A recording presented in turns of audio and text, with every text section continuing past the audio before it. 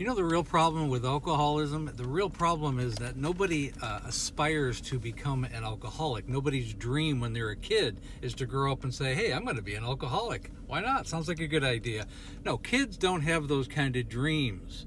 They want to be an astronaut, a fireman, a professional athlete, a rock star, a lawyer, a doctor, something like that. They don't want to grow up to be an alcoholic. Nobody does. So unfortunately, when someone does become one, that's why the denial and that can't happen to me, and that's never going to happen to me, and these worst case scenarios that we often talk about, or I often talk about in these videos, people think they're never going to happen.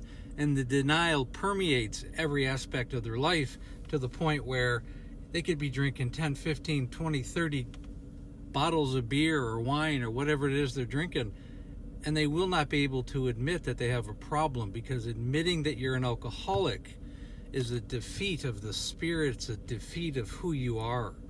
And to come to terms with that, you have to realize the problem that you have, because you can't move forward.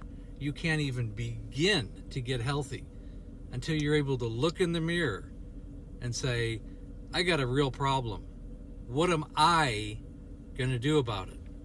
And if you've been caught into the web of alcoholism and you're having problems financially, you're having problems with all your relationships for whatever reason, and maybe you've lost your job, maybe you're having legal issues, you got DUIs, or you've really found yourself in other kinds of trouble. Well, the problem is, it's not your parents, it's not your school, it's not your government, it's not your spouse, your children, it's not, the people that you're around. It's you. Okay? You are the center of your universe until you start using the words, I have a problem.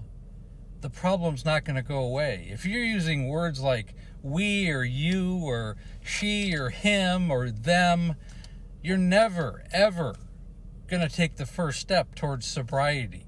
You've got to use the words I'm going to solve this problem. I started this problem and I'm going to solve it. I'm not going to blame it on anybody else. I'm going to look in the mirror. It's frickin' up to me to solve this problem.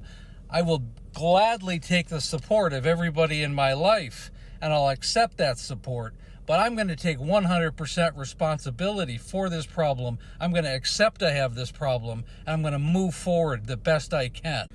Because in reality, it's going to take that kind of passion. It's going to take that kind of singleness of purpose to get through this disease, this mental health issue, until it becomes the most important thing in your life.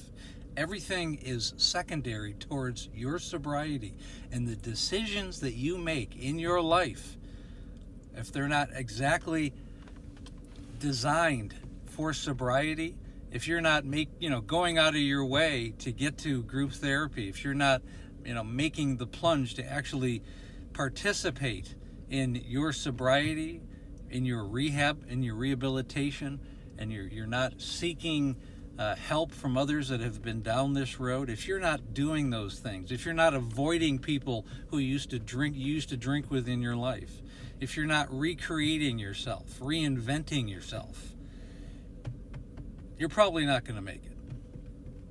So think about that. If you need help with this, because it's a very, very emotional issue for family members and for alcoholics that are dealing with this, again, click on the link above.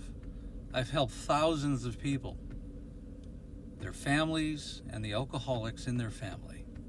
So again, please like, share, and comment. We also have a Facebook group called Amanda, A Cautionary Tale of Alcoholism. Thanks for listening.